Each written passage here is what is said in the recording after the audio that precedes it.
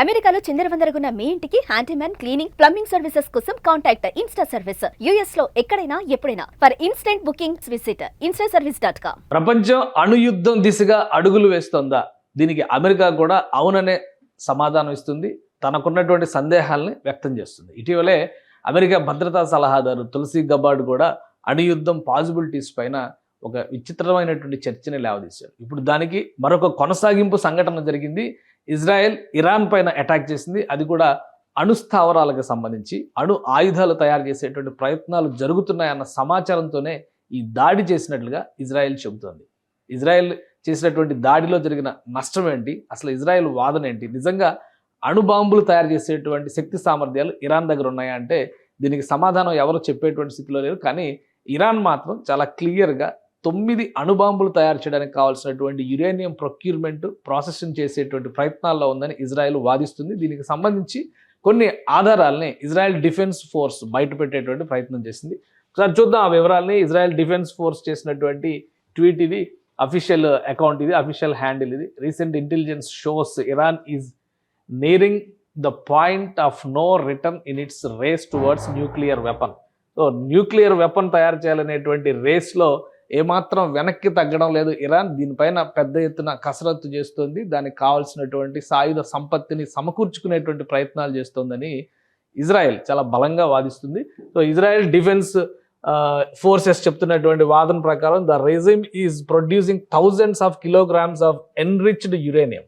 So శుద్ధి చేసినటువంటి యురేనియంని తయారు చేసే ప్రొక్యూర్ చేసేటువంటి ప్రయత్నాల్లో ఇరాన్ బలంగా ప్రయత్నాలు చేస్తుంది. సో దీనివలన ప్రపంచ మానవాళికి నష్టం జరుగుతుందని చెప్పనేటువంటి మాట చెప్తున్నారు. This program has accelerated significantly in recent months.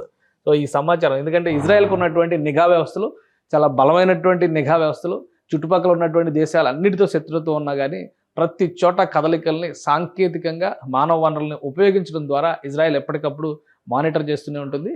ఈ క్రమంలోనే ఇరాన్ చేస్తున్నటువంటి అణు కార్యక్రమం పైన పక్కా సమాచారం ఉందని వాదిస్తుంది. దీనికి సంబంధించినటువంటి ఒక వీడియోని కూడా రిలీజ్ చేసింది. The Iranian regime has been working for decades to obtain nuclear weapon. ఇది చాలా సందర్భాల్లో ఈ చర్చ జరిగింది, ప్రపంచవ్యాప్తంగా కూడా కనిపించింది. కానీ ప్రూవ్ చేసినటువంటి సంకేతాలు చాలా తక్కువగా ఉన్నాయి. ఇప్పుడు ఇజ్రాయెల్ చెబుతున్నటువంటి వాదన, తను చూపిస్తున్నటువంటి వీడియోస్ ఒకసారి మనం చూస్తే కనుక అర్థమవుతుంది. ఈ Israel has no other choice అని చెప్పని, మరొక మార్గం లేదు, గత్యంతరం లేకనే బాంబుల వర్షం కురిపించాల్సి వచ్చిందని చెప్పని చాలా స్పష్టంగా పేర్కొంది. 9 అణుబాంబులు తయారు చేయడానికి కావాల్సినటువంటి యురేనియంని ఇరాన్ ప్రొక్యూర్ చేసింది. వాటిని శుద్ధి చేయడం ద్వారా బాంబులు తయారు చేయడానికి ప్రణాళికని రెడీ చేసుకుంటుంది.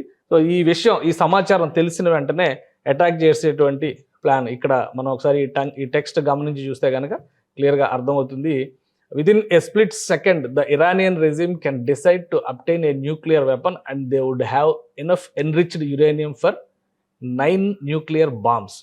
9 న్యూక్లియర్ బాంబ్స్ తయారు చేయడానికి కావాల్సినటువంటి యురేనియంని రెడీ చేసుకుంది. ఈ క్రమంలోనే పెద్ద ఎత్తున విరుచుకుపడ్డది ఇజ్రాయెల్ సైన్యం, ఇజ్రాయెల్ ఎయిర్ ఫోర్స్. దీనికి అధికారికంగా ఇజ్రాయెల్ ప్రధాని బెంజమిన్ నెతన్యాహు ప్రకటన చేశారు. తీవ్రమైనటువంటి నష్టం ఇరాన్కి జరిగిందని చెప్తున్నారు. ఇరాన్లో ఉన్నటువంటి కీలకమైన నేతలు ప్రాణాలు కోల్పోయారు.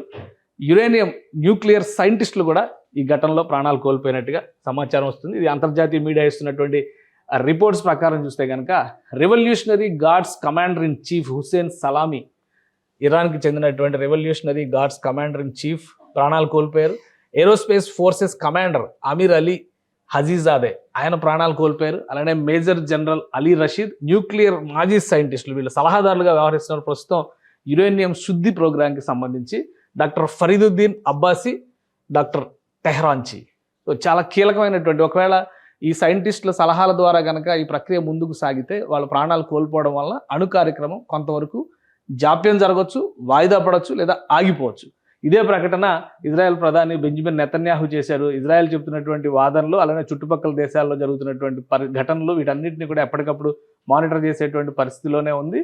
ఇది కొనసాగింపు, అంటే ఒక యుద్ధ చర్య కొనసాగింపుగా ఇజ్రాయెల్ డిఫెన్స్ ఫోర్సెస్ అనౌన్స్ చేస్తున్నాయి.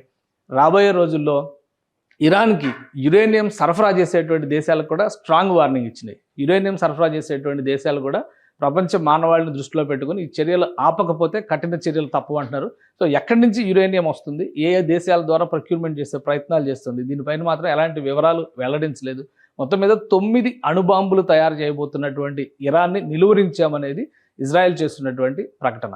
సో ప్రపంచ దేశాలు దీన్ని ఏ విధంగా చూస్తాయి? ఈ దాడుల తర్వాత ఇరాన్తో మరింత ఉద్రిక్త పరిస్థితులు నెలకొనేటువంటి అవకాశం ఉంది. ఎందుకంటే జాగ్రఫీ పరంగా చూస్తే కూడా ఇజ్రాయెల్కి ఇరాన్కి చాలా దూరం ఉంది. కానీ క్షిపణుల్ని ప్రయోగించడం ద్వారా ఇరాన్లో విధ్వంసం సృష్టించింది. గతంలో కూడా ఇరాన్కి సంబంధించినటువంటి చీఫ్ కమాండర్ని హత్య చేసినటువంటి పరిస్థితి, అంటే దాడుల్లో చనిపోయిన పరిస్థితి. దీన్ని ఒక హత్యగా ఇరాన్ ప్రకటించింది. ఇప్పుడు మళ్ళీ army chief, air force chief కూడా ఇక్కడ ప్రాణాలు కోల్పోయినట్టుగా సమాచారం వస్తుంది.